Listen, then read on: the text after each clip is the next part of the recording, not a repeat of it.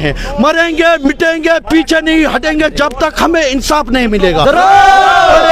बड़े आप दीजिए, आज हमें राजभवन जरूर जाना है, चाहे पुलिस वाले हमें रोक के रखे या डिटेन करे, कुछ भी करे। आज हम कफन बांध के आए, हम मरने के लिए तैयार है, क्योंकि सरकार ने हमें बर्बाद करके रखा है। 2013 से लड़ते आए हैं, 2013 में एक एग्जाम, 2018 में एक एग्जाम, 2020 में और एक एग्जाम, लेकिन तीनों बार घोटाले के पेट चढ़े हुए हैं। यहाँ पे नौजवान आज कफन लगा के सर पे कफन बांध कर आए हैं। आज हमें पूरा इरादा है, हम राजभवन तक जाएंगे, अपनी बात वहां पर रखें। रैना साहब से इतना बड़ा जम्मू कश्मीर का मतलब वो भाजपा का प्रेसिडेंट है, जब उसने नहीं किया तो आयान खान किस खेत का मूली है। मैं ये कहना चाहता हूँ, हमें इंसाफ दीजिए।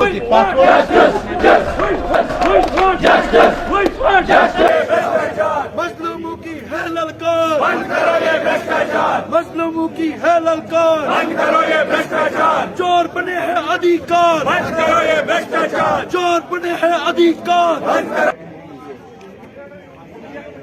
पेश करो, पेश करो, रिपोर्ट को पेश करो, पेश करो, पेश करो, पेश करो, पेश करो। जी, मेरा नाम इम्तियाज अली है।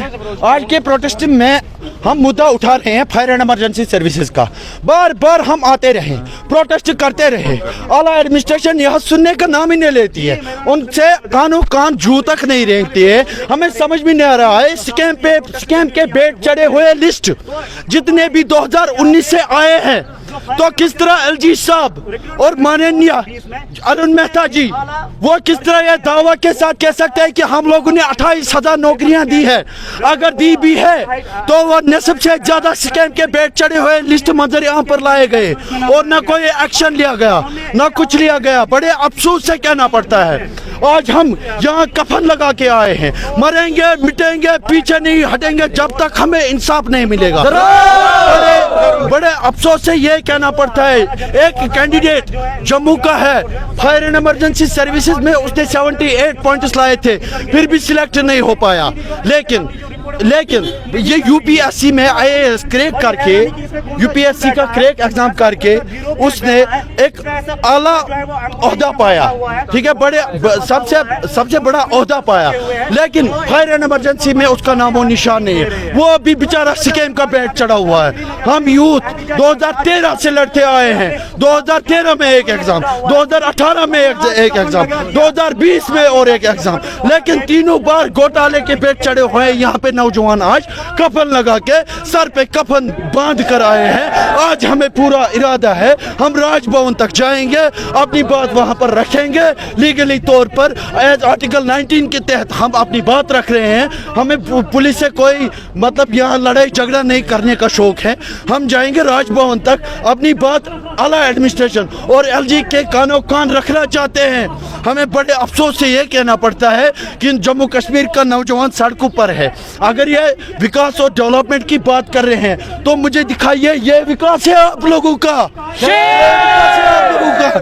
ये विकास है। हम नौजवान कब तक आखिर जूझते रहे? ये fire and emergency service scam mother of all scam है और पहला स्कैम है जो दफा 370 मनसूख होने के बाद और 35 से मनसूख होने के बाद पहला लिस्ट मंजर यहाँ पर आया। और जी, हम ये चाहते हैं स्कैम ना हो, हमारे साथ इंसाफ किया जाए। इस पे एक आला सतही मीटिंग बिठाई गई थी, कमेटी बिठाई गई थी जो इसकी इन्वेस्टिगेशन करे, जो इसकी इंक्वायरी रिपोर्ट हमें सौंप देती, 1 महीने के अंदर अंदर देना था, लेकिन आज 8वां महीना है।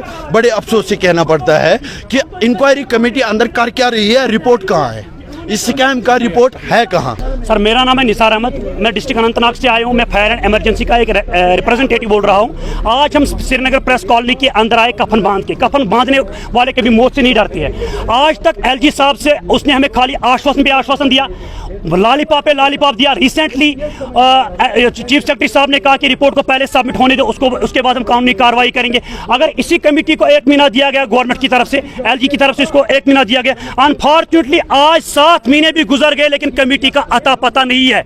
एलजी साहब, हम भी इसी देश के रहने वाले हैं, हम भी जम्मू कश्मीर के रहने वाले, हमारे पास आधार कार्ड प्रूफ है। एल जी साहब आप कर क्या रहे हो?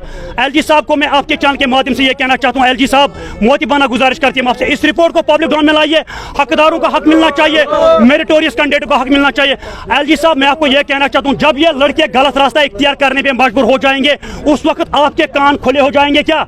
एल जी साहब मुझे बताइए, अगर आपने मुझे आश्वासन दिया श्रीनगर राजभवन के अंदर और जम्मू राजभवन के अंदर, आपने खुद एक्सेप्ट किया कि इसमें फैमिली स्कैम है, आने वाले दिनों में जिसने एक कांड किया उसको मैं सजा दूंगा, लेकिन ना कोई एफआईआर लॉन्च हुआ, ना कोई किसी सजा उनको दिया गया। हम चाहते हैं कि हमें इंसाफ दीजिए। आज हमें राजभवन जरूर जाना है, चाहे पुलिस वाले हमें रोक के रखे या डिटेन करे, कुछ भी करे। आज हम कफन बांध के आए, हम मरने के लिए तैयार है, क्योंकि सरकार ने हमें बर्बाद करके रखा है। बिल्कुल सर, हमें लग रहा है हम इस देश के रहने वाले है नहीं, सौतेली माह का रूल इख्तियार किया जा रहा है हमारे साथ। अगर पीएसआई एफडब्ल्यू और जल शक्ति में यही कमेटी बिठाई RK गोयल साहब की सदारत में, अगर उसने 40 दिन के बाद उन्हें वहां पे रिपोर्ट सबमिट किया, लेकिन बदकिस्मती की बात यह, आज 7 महीने भी गुजर गए लेकिन रिपोर्ट का अभी अता पता नहीं है। मैं खुद रिसेंटली RK गोयल साहब से मिला हूं, वो कह रहा है कि काम हो रहा है।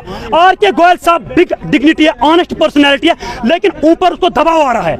मैं बीजेपी और रीजनल पार्टी है, जितने भी यहाँ पर रीजनल पार्टी है या खासकर बीजेपी, मैं उनको यह कहना चाहता हूं कि इलेक्शन के महीने में हम आपको नानी याद दिला देंगे, क्योंकि जम्मू कश्मीर की आवाम को सरकार बनाना भी आता है, सरकार गिराना भी आता है।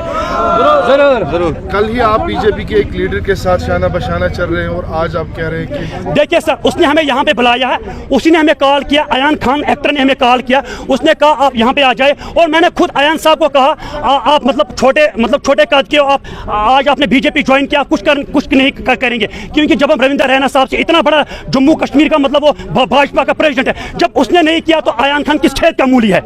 मैं ये कहना चाहता हूँ, हमें इंसाफ दीजिए।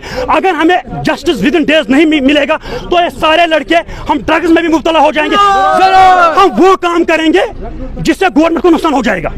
हम नहीं चाहती है, क्योंकि हम पढ़े लिखे नौजवान हैं, क्यों हमें सताया गया है। हम तो नौकरियां इनसे नहीं मांग रहे, हम चाहते हैं जिन्हें दलाली किया उन दलालों को सजा दिया जाए, हमें इंसाफ दिया जाए।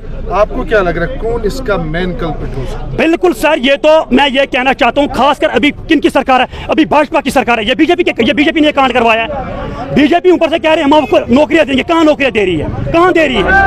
आने वाले इलेक्शन में हम छोड़ेंगे नहीं, इस मिशन को हम बरकरार टिल डेथ तक रहेंगे। ये सरकार नहीं करेंगी तो अगली सरकार आएंगे, उससे करवाएंगे।